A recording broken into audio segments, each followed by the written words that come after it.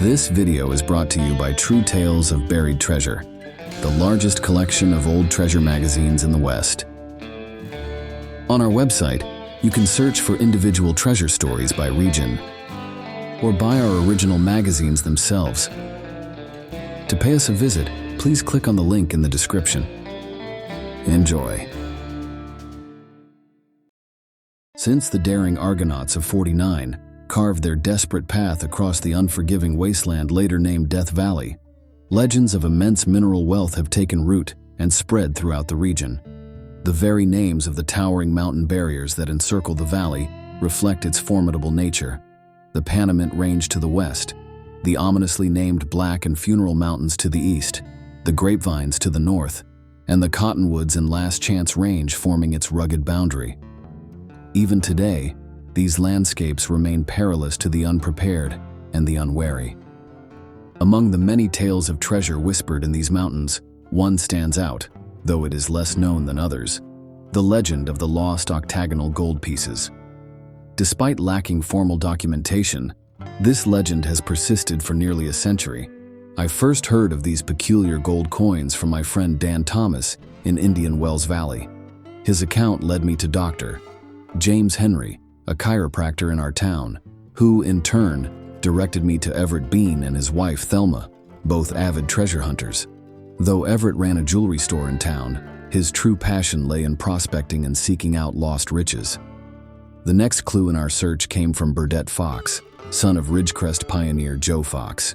For the record, Burdett had actually met the central figure in the story of the lost octagonal gold pieces, which, according to all four of my sources, unfolded as follows. Sometime in the 1800s, a wealthy Mexican family embarked on a journey through the harsh terrain of Death Valley, bound for the fertile coastal lands of California. They traveled with 3 or 4 wagons packed with provisions, household goods, and valuables, accompanied by their peons and driving well-fed livestock. Unbeknownst to them, hostile eyes had been tracking their progress. As the caravan navigated a narrow, treacherous canyon along an old emigrant trail, an ambush was set.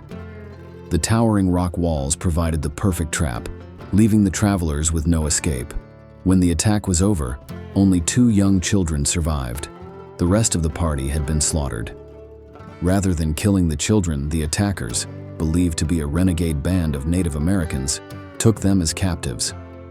After looting the wagons and scattering what they could not carry, they set the remains ablaze and vanished into the mountains, driving their stolen livestock ahead of them. Years later, when the boy had grown into a man, he recalled his harrowing past.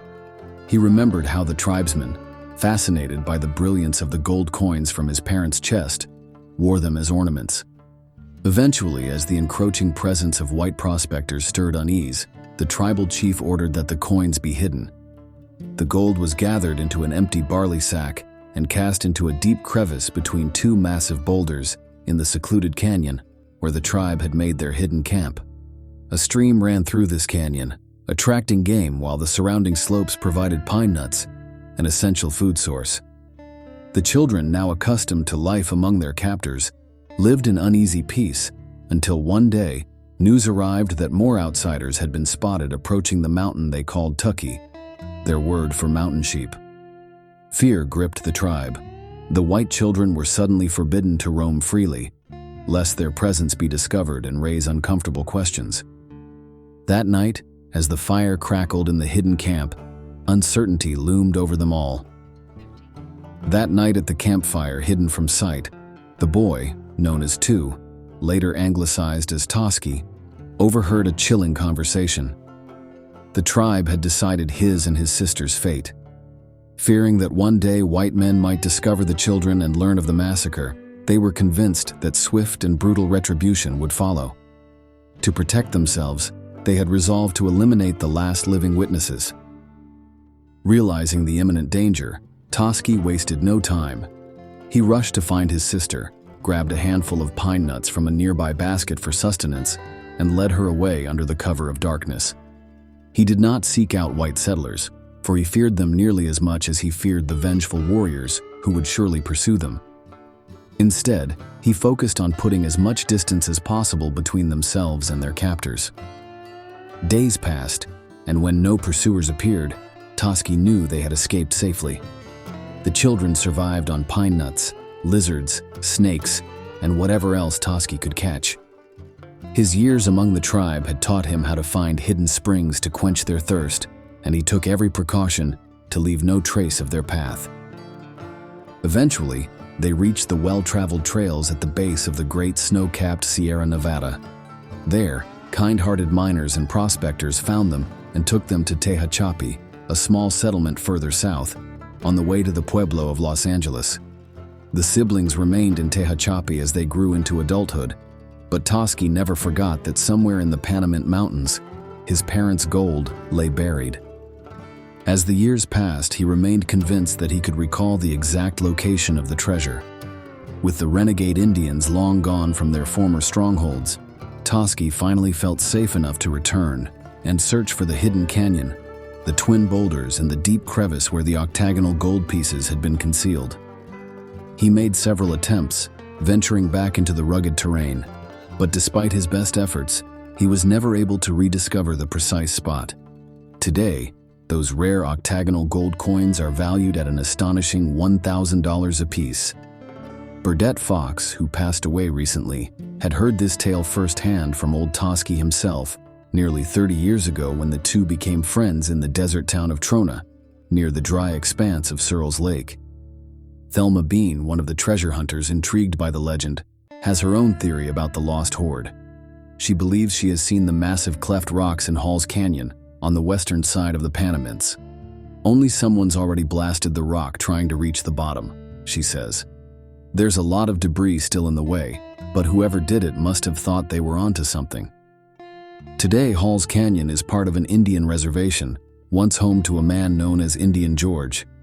He was one of the original inhabitants of the region, and as a young boy, had reportedly watched the ill-fated emigrants as they struggled through Death Valley and up into the mountain passes. Indian George is even mentioned in historical accounts of Death Valley. Over time, my team and I have explored numerous canyons in the Panamint Mountains, retracing the paths where Indian George claimed to have seen the emigrants pass. The region remains a vast and mineral-rich land, yielding gold, silver, and copper. Here, countless veins and ledges of precious metals have been discovered, only to be lost again. Boomtowns once flourished, then crumbled into dust, leaving behind only whispers of forgotten riches and enduring legends that continue to lure treasure hunters. When we received an invitation from George Sutherland of China Lake to join a four-wheel expedition into the remote northern reaches of the Panamints, we eagerly accepted. This was a golden opportunity to survey the land, keep our eyes open for potential clues, and identify promising locations for a more thorough search in the future.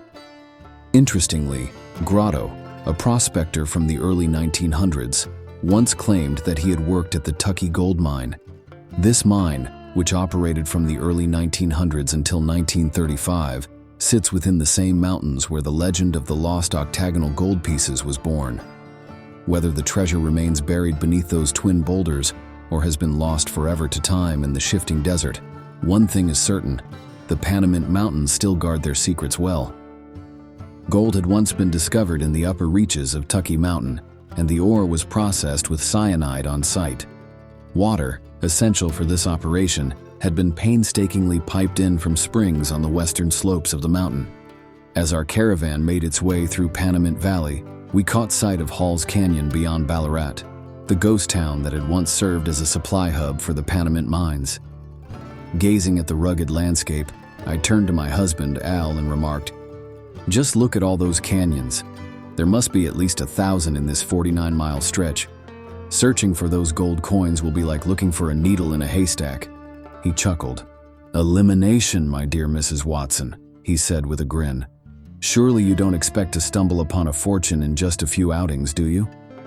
It might have sounded discouraging, but treasure hunters do occasionally strike gold.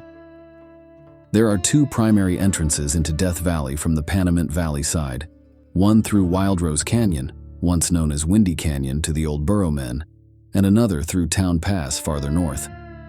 Our leader chose the Wild Rose route, which suited us perfectly. As we climbed higher, we eagerly scanned the terrain, taking in every detail. The road twisted through the lower reaches before ascending a long ridgeline. As we descended into Emigrant Canyon, George pointed out some ancient petroglyphs carved into the brown rock wall east of the highway. Just a short distance down the western side, we spotted Emigrant Springs, now maintained and piped by the Park Service. I couldn't help but wonder, could this have been the very canyon where Toski's people were ambushed so long ago? Or had it been farther down? The old emigrant traders had no established road to follow. They had to forge their own path, choosing the easiest route as they went. Examining the rugged country with this in mind, I could easily imagine this section of the Panamints as the ideal setting for an ambush.